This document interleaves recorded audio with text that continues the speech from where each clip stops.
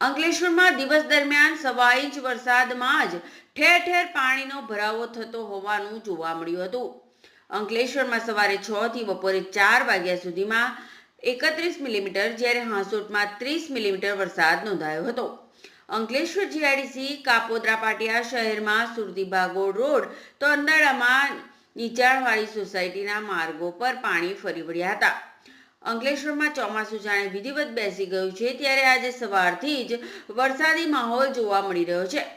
રવિવારે બપોર બાદ પણ વાતાવરણમાં પલટો આવ્યો હતો અને સમી સાંજે તેમજ રાતના સમયે ગાજવીજ સાથે ધોધમાર વરસાદ વરસ્યો હતો. આજે સવારે પણ વહેલી સવારથી જ વરસતા વરસાદે વાતાવરણમાં ઠંડક પ્રસરાવી હતી. ઘણા સમયથી ઉકળાટ અને બફારો સહન કરી રહેલા લોકોને ગરમીથી રાહત મળી હતી. નૈઋત્યના ચોમાસાનું આગમન થતાં વાતાવરણ જાણે પ્રફુલ્લિત બની ગયું છે તો વરસાદ ખેડૂતોમાં પણ ખુશીનો માહોલ જોવા મળી રહ્યો છે.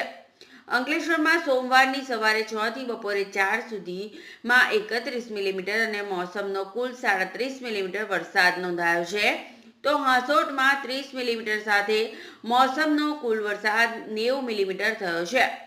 શનિવારથી શરૂ થયેલ ચોમાસાની શરૂઆત સાથે સતત 3 દિવસથી વાતાવરણમાં ઠંડક પ્રસરી હતી.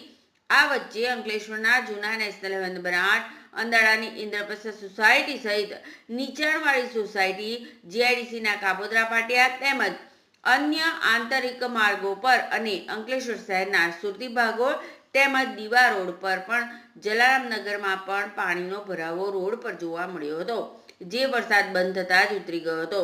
તો વરસાદની આડમાં પુનઃ અંકલેશ્વર જી પમ્પિંગ સ્ટેશનમાંથી કુદરતી કાંસમાં તેમજ આમલા ખાડી રાસાયણિક પાણી ફરી વળ્યા હતા.